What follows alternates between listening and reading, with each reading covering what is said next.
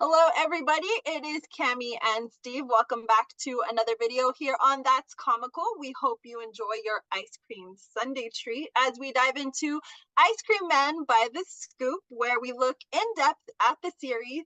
But if it happens to be a Wednesday, happy new comic book day. Although Wednesdays are starting to feel a lot like Friday, Saturday, or Sunday for me because everything keeps getting pushed back. I don't Yeah. know about you, Steve, but No, I no, no. There's a whole issue right now with Diamond Distributors. So yeah, as a proud Wednesday warrior, it makes me really upset that I haven't really been going to the comic book stores on Wednesdays to get my new books because I'll go and some of my books are just not there. And it's just yeah. like, well, now I got to come back again. So look, maybe if we had 1.99 gas, it would be a different story. But no, you gotta conserve.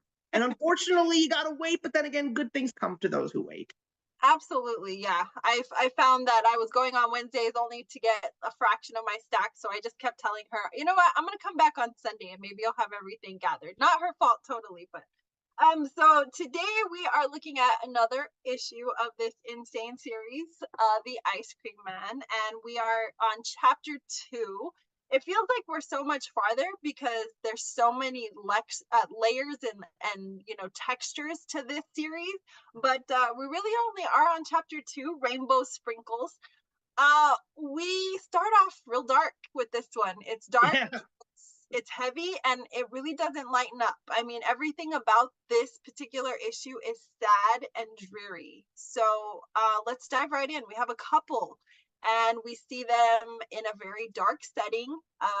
We get the name of the gentleman right away, Jimbo, however you want to refer to him as, and what appears to be his significant other. He looks strung out. He looks like he's either overdosed or he's taken too much of whatever happy drug he's on.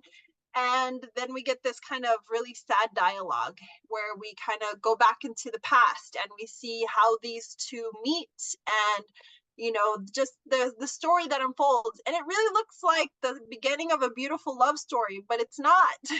So do we ever get the name of the female? I don't think we do. Her name is Karen. Of all names, it has to be Karen, Karen. there, But it's funny though because the names for me in this one really weren't the forefront, and that's probably why her no, name didn't stick out because the story is just so intense and it's just yeah. so heavy. Yes, So because even though you have a scary story in the first issue, there is a little bit of fun to it. And maybe that's just because of the fact that Rick is a very Pennywise slash, Grinch kind of character. And of course, it's around one of those, okay, I'm going to be politically incorrect here. It's about a fat kid, so you know how the fat kid is in stories like that. So that's another thing. This book is definitely not politically correct.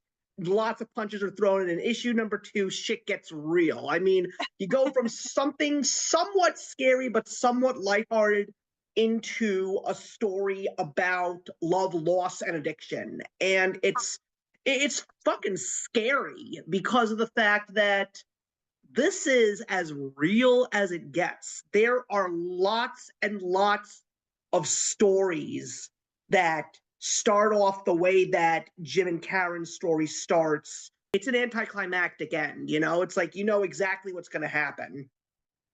and we've had dark storylines, kind of ominous storylines from W. Maxwell Prince in the past. So this isn't anything uncommon in terms of his writing style, but No. it really makes you wonder, where does he draw this, type of imagination from? Like, where does this Rick live in his brain?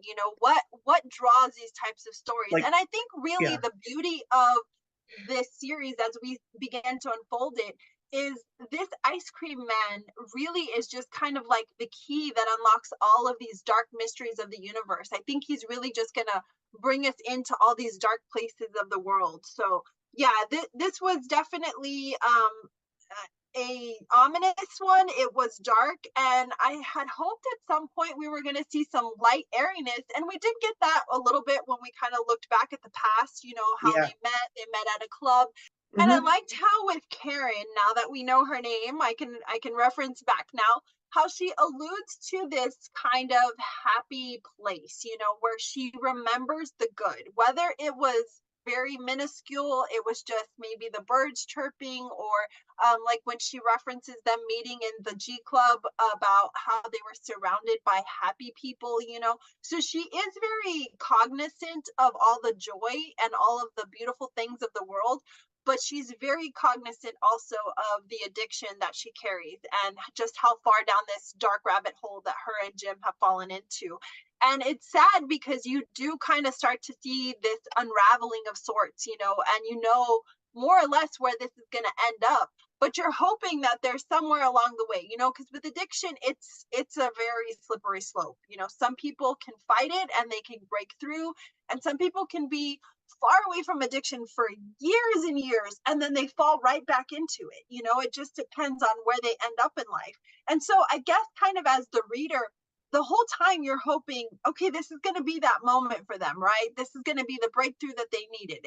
And you're alluding to this last fix. So we're not really sure where this is headed. No, I just want to start off, like, because I want to piggyback on what you said about W. Maxwell Prince. I've never said this before, but I'm going to say it now. If I ever got the opportunity to meet this man in person, all I would like to do is just bring a rag doll with me and tell him, sir, show me on the doll where they touched you. I have to know what went through, what's going through this guy's mind. He's a brilliant genius, but I just want to know where all of these dark feelings are. Like, did he have a troubled childhood? Like, again, I admire this man. I admire this man and I admire the team that's part of Ice Cream Man.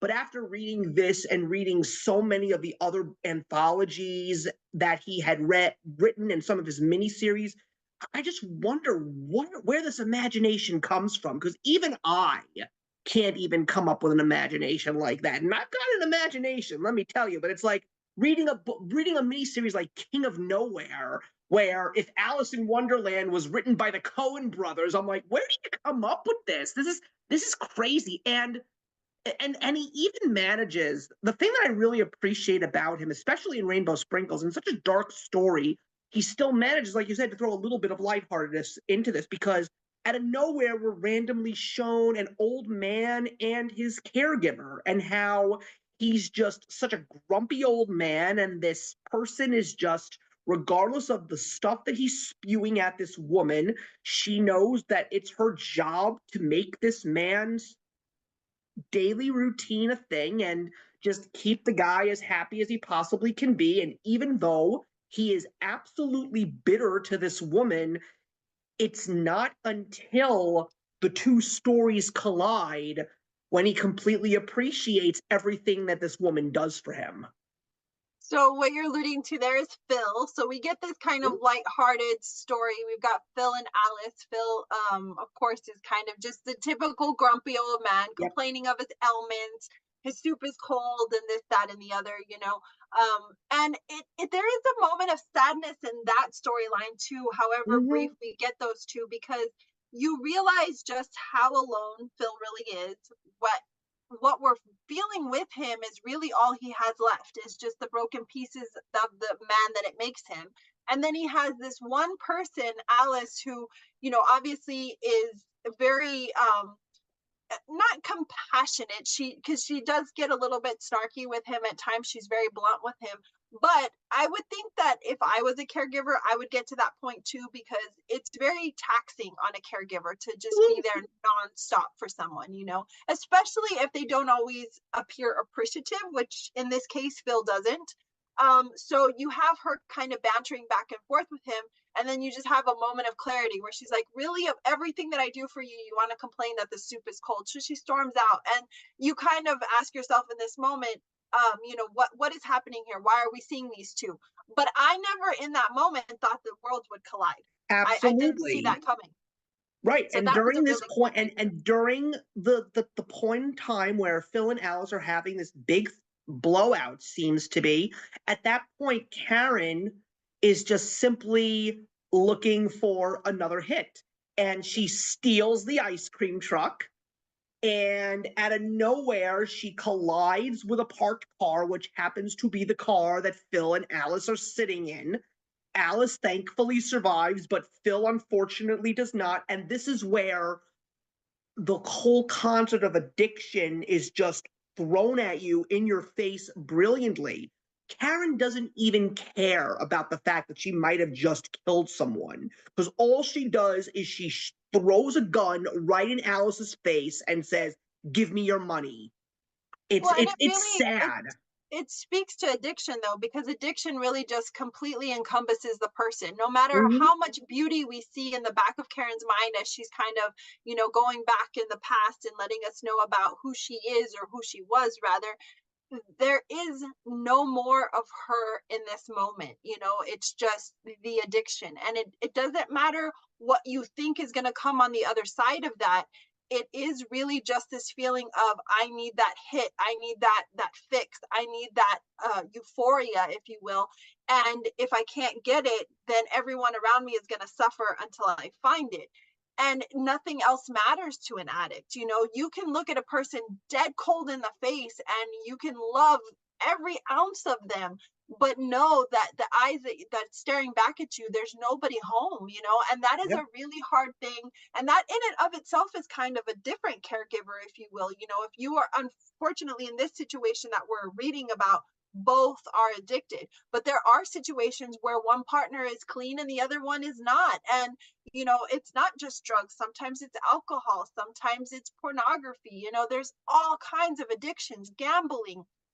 And going through those emotions is just as taxing on the other person. So as we see Karen kind of seeking this solace in Arizona and the sunshine and the warmth and the change and the new, we know that sadly now, because of this accident, there is going to be no Arizona. There is going to be no happy sunshine.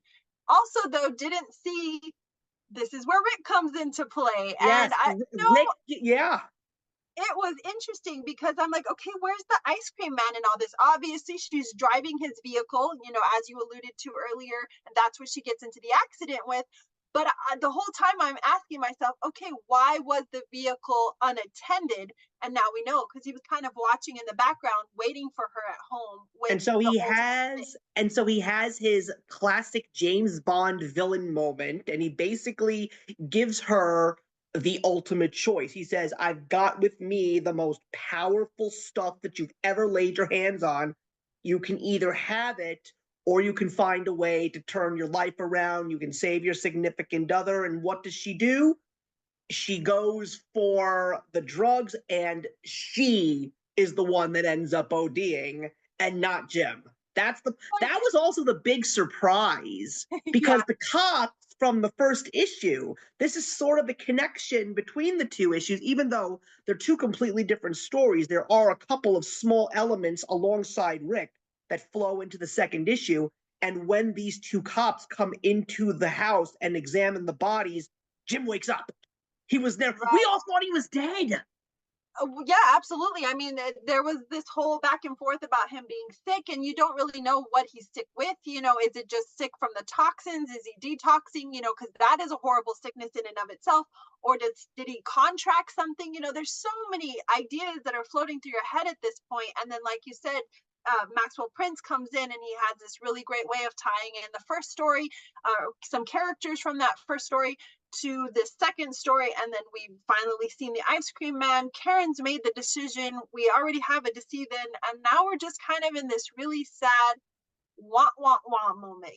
Karen's dead, Jim is alive, now he's going to rehab. We hope that this is what it takes, but you have to ask yourself, I don't really see a happy ending. Do you see a happy ending for Jim? I think he's going to be sad and dismayed, and he doesn't have his partner anymore. Like, what is he living for?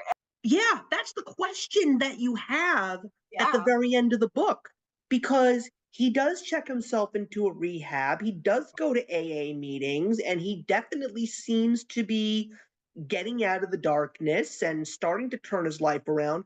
But then he goes to a pond and he just is reminded of everything that he had before, and he holds out his chip and he just tosses it into the lake. Like, what's the significance there?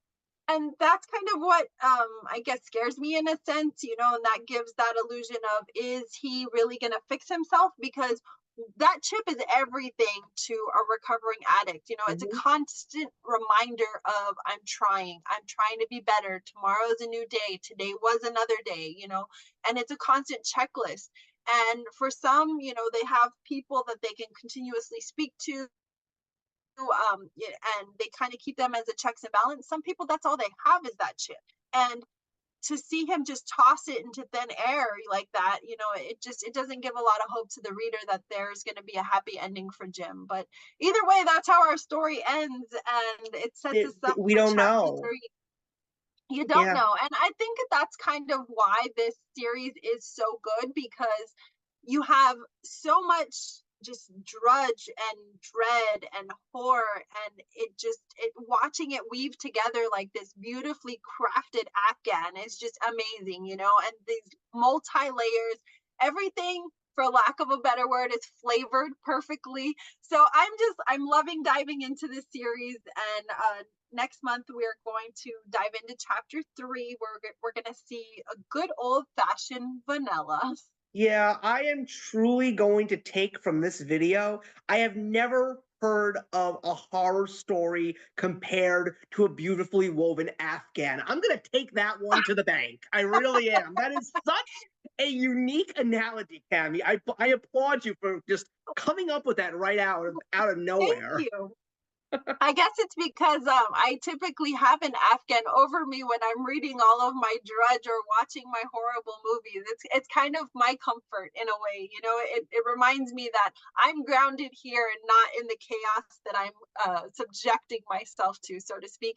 But in Afghan, at least all the ones that I own are full of color and vibrancy, and but they do offer that sense of warmth and connection. So And so yeah, does Ice Cream Man. The colors are beautiful. yeah, yeah, that absolutely, that's I think the part that makes this book so addicting. I dare say it. absolutely. It's because of the fact that you're reading these terrible stories, these terrifying tales, and yet they're imbued with bright colors and happy atmospheres. So many times in these books, you hear talk about birds chirping, you see people with smiles on their faces, and it's just like this is like the most beautiful thing in the world, but underneath that covering is the most disturbing, disgusting sludge you've ever encountered. And that's what I think makes this book so special, you know? Absolutely. I think we're gonna have fun with this series, but I had fun reading it on my own the first time, and I'm just glad that you're finally joining me for the ride. I mean, I've been talking, I still can't get over the fact that Teddy actually plowed through the first 24 issues and he calls me up and he's like, "What the hell did I just read? What is this?" and that's good writing though, you know, after you read something, you're kind of asking yourself, who am I? What did I just read? You know, these are great inquisitive questions that really just analyzes you as a reader, but it's fun to share these types of things. So we enjoyed So, sharing this with you all today. Thank you so much for joining us with another scoop of the Ice Cream Man. We look forward to seeing you guys on the next one with good old fashioned vanilla. Steve, thanks for joining me, and good conversation. yes, Until absolutely. next Take time, care, everybody. you too. Take care, guys. We'll see you soon.